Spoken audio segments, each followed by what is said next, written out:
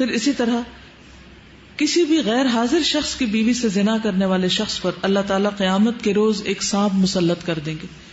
یعنی کسی عورت کا شوہر کہیں گیا ہوا ہے اور ظاہر ہے کہ ہسبینڈ کا یہ کام ہے کہ بیوی کو پروٹیکٹ کرے اور وہ اکیلی ہے، تو اس کو اکیلا پا کر کسی نے اس کے ساتھ اگر برائی کی تو ایسا شخص قیامت کے دن اس انجام سے دوچار ہوگا. عبداللہ بن عمرو کہتے ہیں رسول اللہ صلی اللہ علیہ وسلم نے فرمایا جو شخص کسی غیر حاضر آدمی کی بیوی کے بستر پر آ کر بیٹھتا ہے اس کا انجام اس شخص جیسا ہے جسے قیامت کے روز زہریلے سانپوں میں سے ایک سانپ ڈسے گا. پھر ہمسائے کی بیوی سے زنا کرنے کا عذاب یا اس کی سزا کسی بھی دوسری عورت کے ساتھ زنا کرنے سے 10 گنا زیادہ ہے، کیونکہ ہمسایوں کا حق ہمسائیگی بھی پامال کیا گیا. حضرت مقداد بن اسود کہتے ہیں رسول اللہ صلی اللہ علیہ وسلم نے اپنے صحابہ سے دریافت فرمایا زنا کے بارے میں تمہارا کیا خیال ہے؟ صحابہ نے عرض کی زنا کو اللہ اور اس کے رسول نے حرام قرار دیا ہے،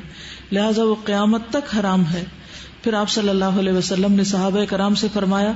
ایک آدمی اگر 10 عورتوں سے زنا کرے تو یہ گناہ اس سے کم ہے کہ آدمی اپنے ہمسائے کی بیوی سے زنا کرے. ہمسائے کی بیوی سے زنا ایک تو حق ہمسائیگی پامال ہوتا ہے، اس کے علاوہ کیا وجہ ہے؟ ساتھ گھر ہوتے ہیں نا، تو سارے راز معلوم ہوتے ہیں، کس دن کون اکیلا ہے، کون گھر میں ہے نہیں ہے. پھر اسی طرح تانک جھانک کے مواقع بھی ہوتے ہیں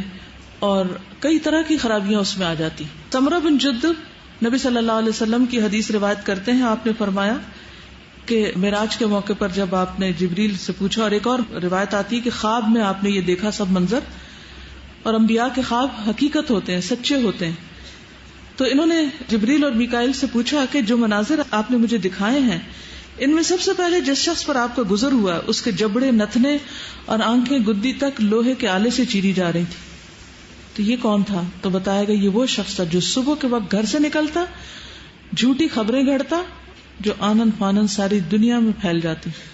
اور اب میڈیا کے ذریعے ایک جھوٹ پوری دنیا میں کروڑوں بار ملٹی پلائی ہو جاتا ہے. اور ننگے مرد اور عورتیں جو آپ نے تنور میں جلتے دیکھے، کتنا ٹائٹ ہوتا ہے، وہ زانی مرد اور عورتیں تھیں، یعنی دنیا میں زنا کرنے والے مرد اور عورتیں اس تنور کے اندر آگ میں جل رہے تھے. اور تیسرا شخص جو خون کی ندی میں غوطے کھا رہا تھا، جس کے منہ میں بار بار پتھر ڈالے جا رہے تھے، یہ وہ شخص تھا جو دنیا میں سود کھاتا تھا. تو آپ دیکھیے کہ یہ ایک ایسی بیماری ہے، ایک ایسی خرابی ہے کہ جس کو افسوس کے ساتھ کہنا پڑتا ہے کہ اس مسلمان معاشرے میں اب آزادی کے نام پر خرابی بھی نہیں سمجھا جاتا. یعنی ایک وقت تھا کہ جب